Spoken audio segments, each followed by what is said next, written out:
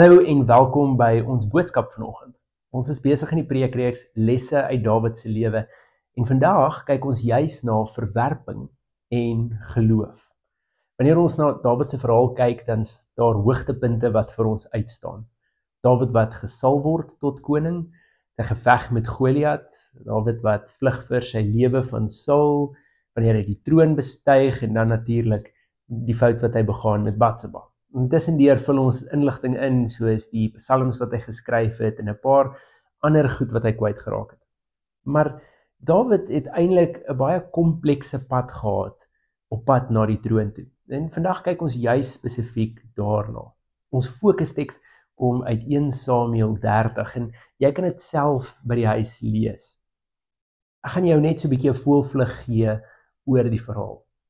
Op hierdie stadium is ons in die verhaal waar Dawid nog nie koning is nie. Hy het reeds Goliat oorwin, hy is gesalf tot koning, hy weet hy moet koning word en aan die begin van die verhaal lyk dit asof alles goed gaan. Dawid word genooi na die paleis toe met die doel om vir Saul te speel wanneer hy ontsteld is of voel hy besig om sy kop te verloor. Saul is nog nie bewus van die feit dat Dawid gesalf is tot koning nie. En so Dawid is al reeds in die paleis en hy het guns in Saul se oë. Dan natuurlik wanneer hy Goliat oorwin, kom hy regtig op die map, soos hulle sê. Skielik is Dawid 'n redelike prominente leier en speel hy 'n groot rol in Saul se weermag. Hierdie skaapwagter wat guns het by die koning en reeds in die paleis is, het skielik nou ook 'n rol as 'n militêre leier en held. En onmiddellik begin hierdie prentjie baie duidelik lyk. Dawid is in die regte plek op die regte tyd. Hy is tog gesalf as koning. Dit word nou al hoe makliker en al hoe duideliker dat op 'n stadium, wanneer Saul sterf, hy eenvoudig nie sy seun gaan benoem tot koning nie, maar vir Dawid. Die prentjie lyk reg, dit lyk asof dit sin maak. En dan gebeur 'n baie vreemde ding. Saul raak jaloers op Dawid. En Dawid moet al hoe meer begin vir sy lewe skuil. En so gebeur dit dan dat Dawid vlug, 2 keer die geleentheid het om Saul om die lewe te bring, dit nie doen nie, maar vlug van sy eie mense af. In hierdie oomblik beleef Dawid 'n verwerping van die paleis wat hom eers ingetrek het. Die mense wat eintlik sy mense is. En Dawid dan begin as huursoldaat optree en een van die volke wat hom huur is die Filistyne. Nou, dit klink dalk vir 'n oomblik vreemd, maar hou in gedagte dat die Filistyne nie die Israeliete as hulle enigste vyande gehad het. Daar was redelik lande om teen te verdedig en volke om teen te verdedig. En so Dawid tree dan as huursoldaat vir die Filistyne op, vir lank. Tot op 'n sekere punt, en dis so net voor ons teks, waar die Filistyne teen Israel te staan kom. En dan op hierdie punt vertrou die Filistynse koning nie dat Dawid gaan veg vir hulle nie. Die bekommernis is eintlik dat Dawid eerder in geveg teen die Filistyne sou draai, en so hulle stuur hom huis toe. Ek wil jou dalk sommer vra, was jy ooit deur jou vyande verwerp? Verwerping ken ons, maar teen die tyd wat jou vyande jou huis toe stuur, dan raak dit dalk bietjie persoonlik. En so Dawid, wat nie net uit Israel uit weg is nie, maar ook nou nie onder die Filistyne ordentlik kan plek kry nie, vind homself op pad terug na die plek waar hy bly. Hy en sy 600 manskappe saam met hom. Hierdie 600 manskappe, hou nou in gedagte, is sy familie op hierdie oomblik. Dis die hegte bande wat hy het. Dis maar sy mense. Wanneer hulle dan in hulle dorp aankom, dan sien hulle dat die Amalekiete reeds ingeval het. Al die vrouens en kinders as byt geneem het, die huise afgebrand het en geplunder het. So die verhaal vertel in 1 Samuel 30 hoe hierdie manskappe in Dawid en Kluis by hulle dorp aankom. Verbitterlik huil. Die teks sê huil totdat hulle nie meer krag oor het om te huil nie. En dan gebeur die volgende ding, die laaste stuk verwerping. Hierdie manskappe wat saam met Dawid geveg het en wat eintlik maar sy familie is, begin 'n komplot smee om hom dood te maak. Selfs hierdie manne het genoeg gehad. En so Dawid word verwerp deur die laaste groep mense by wie hy veiligheid gevind het. Dit is interessant, want as ek en jy onsself in hierdie posisie moet sit, sou die vraag natuurlik wees, wat sou jy doen? Sou jy dalk op daai oomblik gevlug het, of sou jy dalk op daardie oomblik probeer so gou as moontlik plan maak het en jou besittings terugkry? Wel, Dawid probeer juis dit wat gebuit is, terugkry, maar nie voordat hy God raadpleeg nie. Dawid se eerste reaksie is om eers vir God te vra, wat moet, wat kan, wat mag. Dis aangrypend, want hierdie verhaal eindig waar hulle die vyand nie net inhaal nie, maar kan terugkry, dit wat hulle op die ou end aanvanklik verloor het. En hierdie verhaal word 'n getuienis van Dawid, wat kies om op God gefokus te wees, ten spyte van wat om hom aangaan. Ek wonder wat sou gebeur het as Dawid ingekoop het in die teologie, dat wat ook al sal gebeur, wat ook al moet gebeur, sal gebeur, en wat ook al nie moet gebeur nie, sal nie gebeur. Dink gou vir 'n oomblik daaraan. Selfs in hierdie verhaal wat oploop tot ons 1 Samuel 30 teks, is hier al klare situasie wat anders sou uitspeel.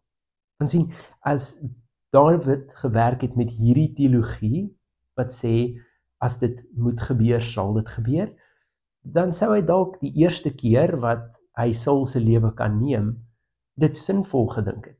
Want dalk het God dit so besin. As God hom dan in my mag oorgegee het, dan kan ek eenvoudig sy keel sny of hom doodmaak. Ek kan koning word, ek is tog egter gesalf as koning. Maar Dawid doen dit nie. Net so ook die tweede ronde, die tweede keer wanneer Saul in sy mag kom en Dawid het die mag om sy lewe te neem, doen Dawid dit nie.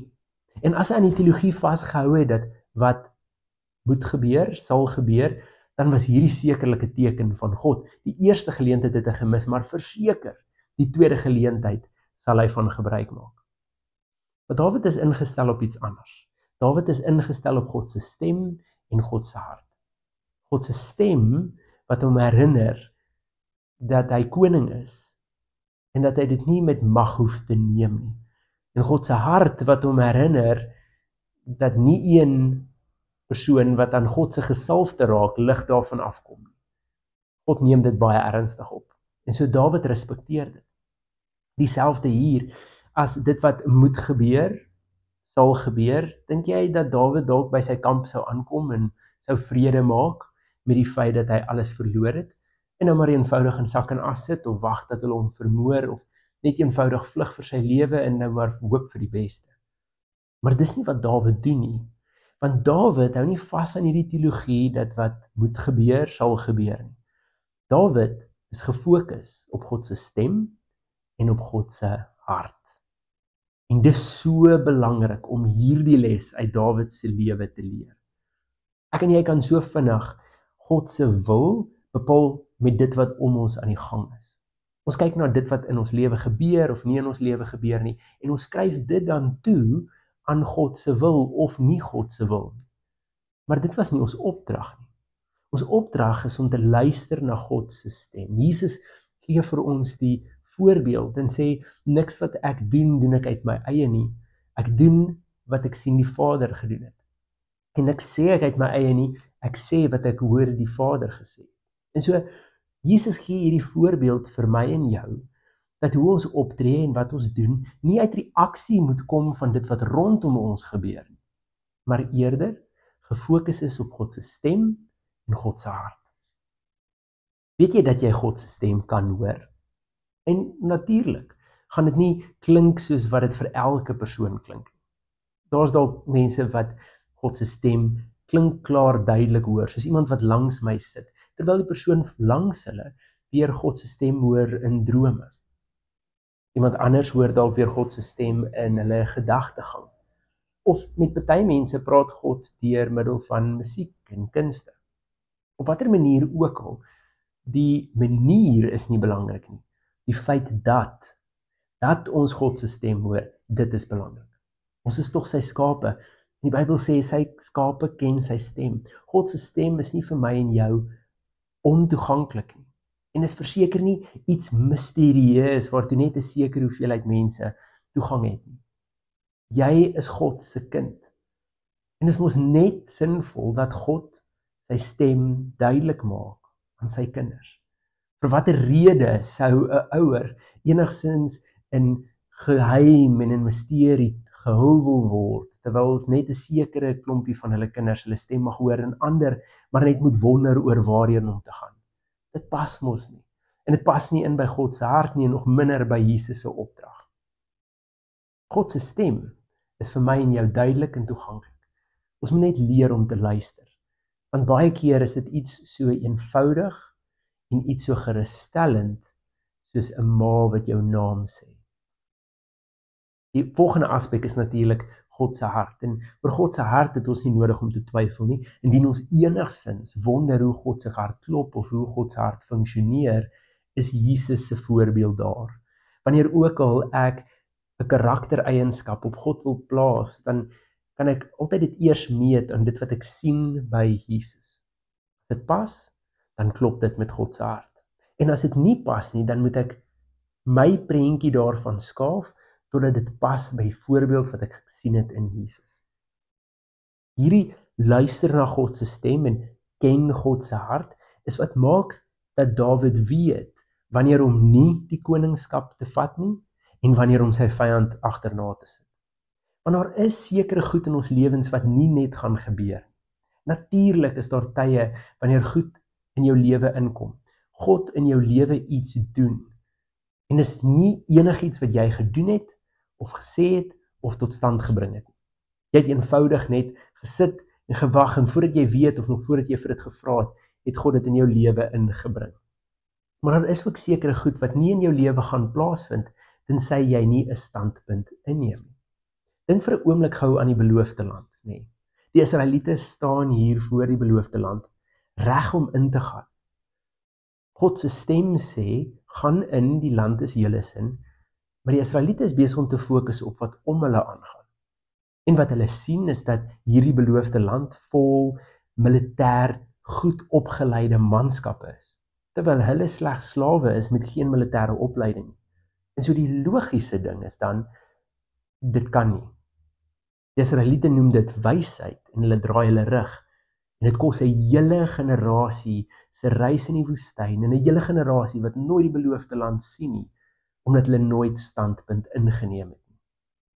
Jy sien, die verskil tussen wanneer ons moet iets doen, optree, en wanneer ons moet wag en rus in God, dit hang af van God se opdrag in daai oomblik. En as ek eenvoudig gaan vashou aan die teologie dat wat moet gebeur, sal gebeur, en dat wat ook al God in my lewe inbring is reg so, en dit is die einde, dan gaan ek die geleentheid mis.